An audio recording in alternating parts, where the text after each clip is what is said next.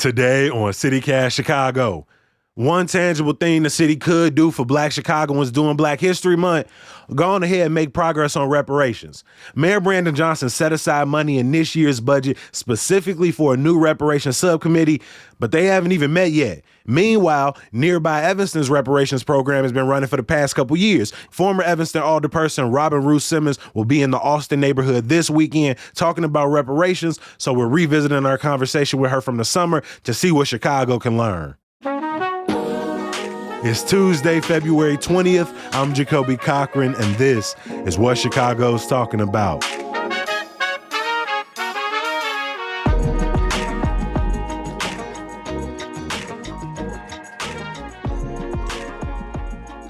Robin Ruth Simmons is the founder of First Repair and a former Evanston alderperson. Welcome to CityCast Chicago. Thank you. I am happy to be here with you today. We're excited to have you. For our CityCast listeners, let's set the stage and define what we're talking about here. What are reparations, essentially? Well, in this context, I am talking about reparations for the Black communities. Not only the crimes of the transatlantic slave trade, but its vestiges, its legacies, anti-Black policies and laws. So we're looking to repair them in tangible ways. And obviously, when we're talking about something as monumental as the transatlantic slave trade, this is something that for centuries has set up Black people's position in this country, has robbed them of humanity, family, and wealth and economic stature in this country, while the wealth of this nation has largely been built on the back of Black folks. When we're looking in practical terms of reparations, what are people largely asking for? Because it comes in many sort of different shapes. Reparations generally is discussed in the form of some sort of a check, a cash payment.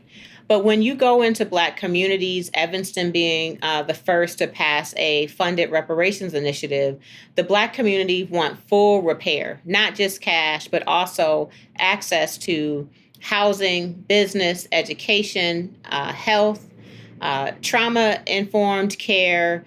Some Black folks want to repatriate, whether that means, returning to West Africa or being able to have access to it and learn. There are 5 components to full repair under international law standards.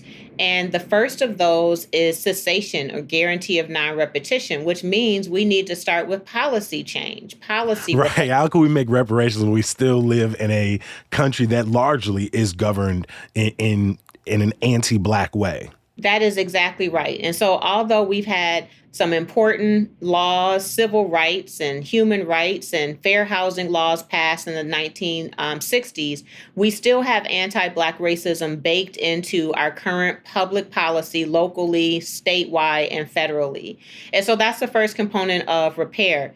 Compensation and restitution we hear about all the time. Some form of a check, a grant, something that is measurable and tangible is very important. But there's also satisfaction. And that's an area where we're seeing great milestones. That's going to be acknowledgments, apologies, monuments, holidays. For example, Juneteenth passing as a federal holiday is a form of reparations, education, and so on.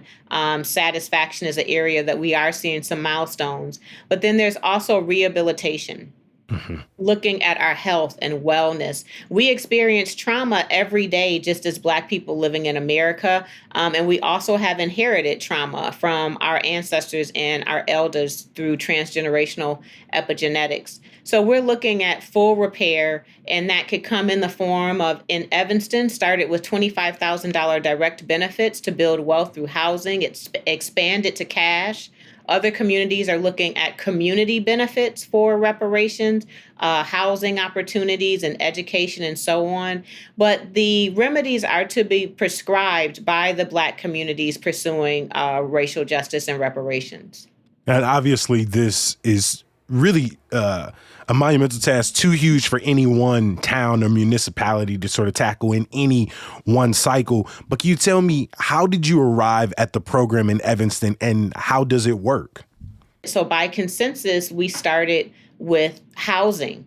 because housing is a predeterminant for most all things livability wise. It is also the most likely path to building wealth for any family. But second to it being the consensus of the feedback from the Black community, our harm report, our case for reparations, is rooted in zoning laws and housing policies that were enforced by the city of Evanston. So that supports the community's feedback on housing.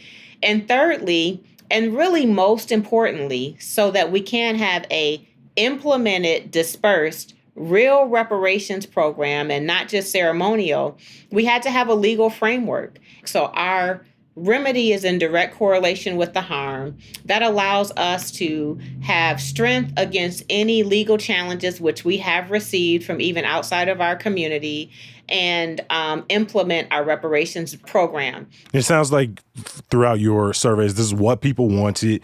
It addressed the critical harm in the community. It was practical, legal to do.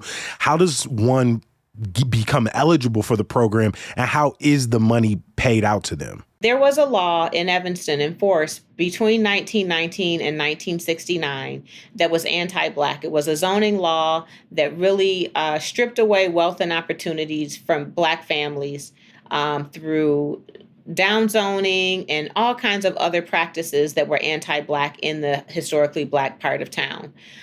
So everyone Black in Evanston between 1919 and 1969 was harmed by the city of Evanston, and therefore their direct descendants were harmed. So that's how you qualify. You lived in Evanston and were Black between those 50 years, or you're a direct descendant. Like in my case, I'm a direct descendant.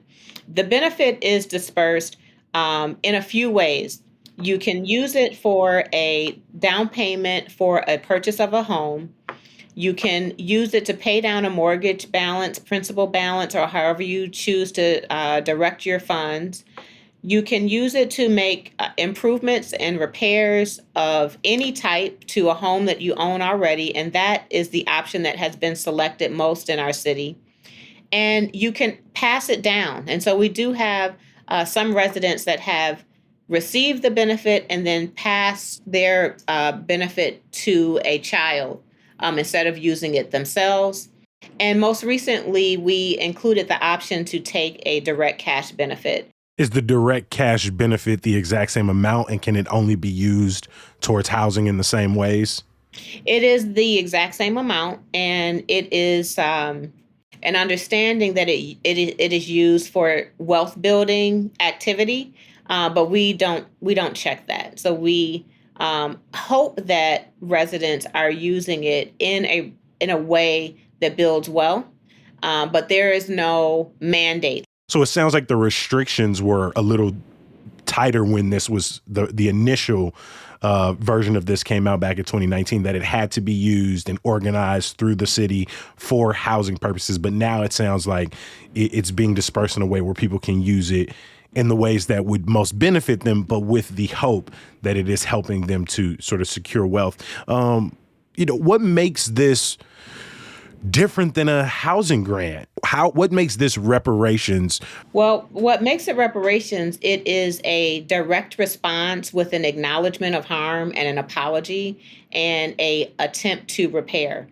It's reparations because it's set aside specifically for the Black community. And in most all cases, the beneficiaries of the reparations have layered this on with the other types of housing programs that you have mentioned. But it is reparations because it is a tangible repair to a specific harm to a targeted community, the Black community. And in that way, it's not equity, it's not a housing program, it is reparations. Mm-hmm. What do you say to critics who say it either doesn't go far enough, or it may ultimately, limit opportunities to gain larger access to reparations through statewide or federal initiatives? Well, those that say it doesn't go far enough, like, we're on the same team, and this is not a settlement. We aren't done. The work is only beginning, In 2019, there were no reparations, there were no budgets, there were no legislation. We have to start somewhere and build on our milestones and move forward with momentum. And we're doing that. We're seeing it. Evanston was the only one in 2019. There's about 112 cities, states, and localities that have been inspired and moved forward. So we're looking for state, federal, institutional reparations as well. And those that say that local reparations stands in the way or jeopardizes a federal bill, I completely disagree with that. If you look at any of our transformative federal policy, it started hyper locally, usually with a grassroots effort, some momentum happening in the state level, municipal law, and so on. You look at school desegregation and fair housing and marriage equality and ban the box, even cannabis now being discussed in Congress, started as a state law.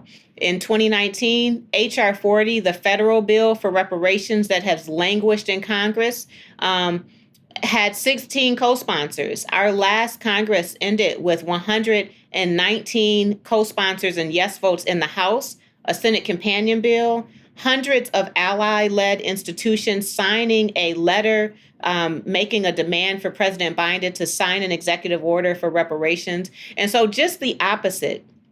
We have seen more support and progress towards reparations since the local reparations movement launched in 2019, getting us towards that repair. We're seeing foundations now provide resources to professionalize the movement and get local initiatives going, and even advocate for a federal bill.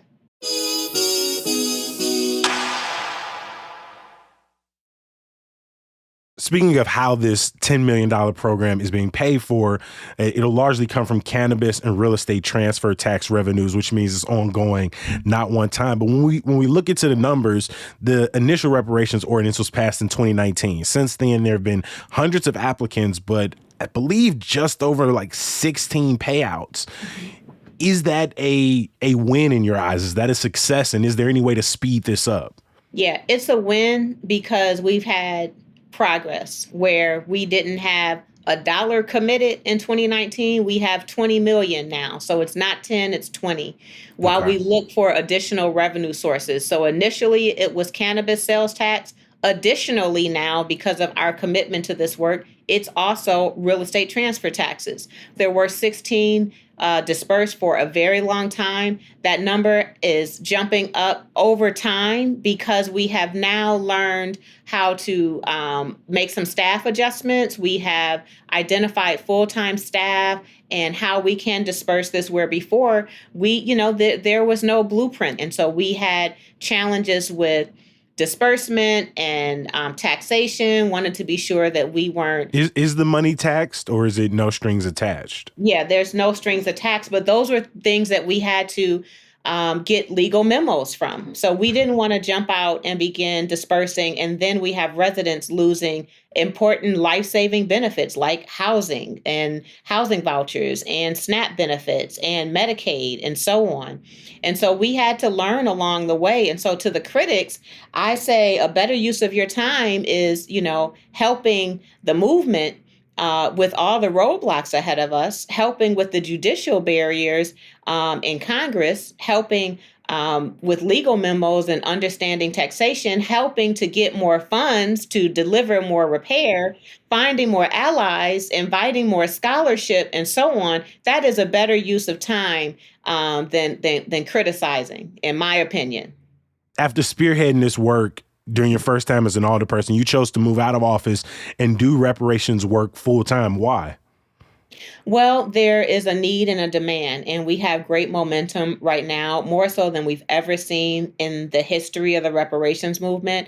I came to the work only in 2019. My work evolved to reparations after 20 years of public service and fighting for improving the Black experience. I didn't know that I was fighting for reparations until February of 2019. And when we passed in Evanston, there was so much hope nationwide. There was so much opportunity in my own city to build on, really apply pressure, like full throttle on our efforts that we are seeing right now. And it was my decision that I could best serve my people and the movement by singularly focusing on reparations and not potholes and trash pickup day and all the other important things that a council person is responsible for. Do you feel like your side of the fence is moving smoother, having stepped out of a direct political office and into this work?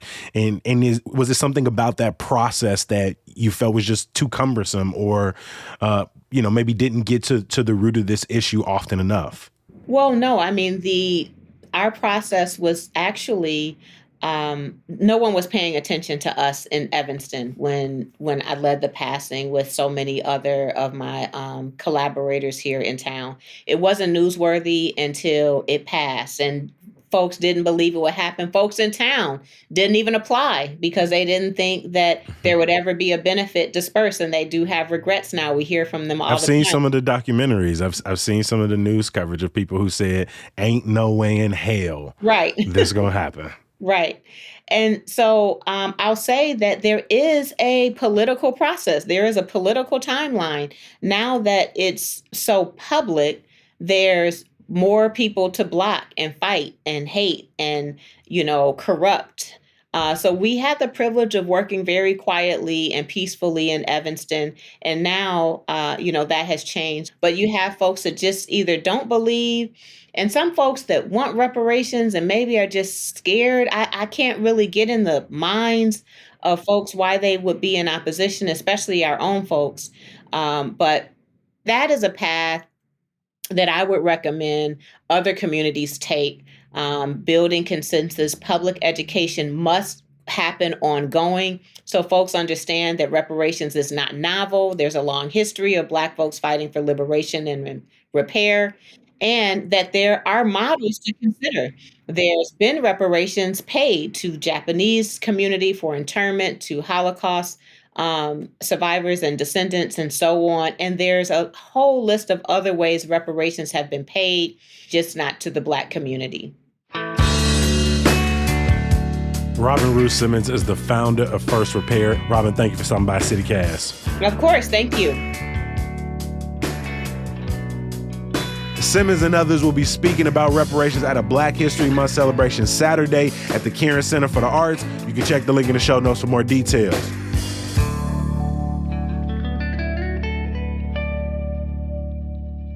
Saturday's event is one of the many that you can find on our new events page. From an early bird dance night in Logan to a panel on Chicago-style barbecue, trust us, there is something for you and your friends. You can find it at chicago.citycast.fm/events. Hey, and if you also want a curated set of events in your inbox every morning, Monday through Friday, subscribe to our daily newsletter, Hey Chicago, while you're there. Of course, I got some good news for you.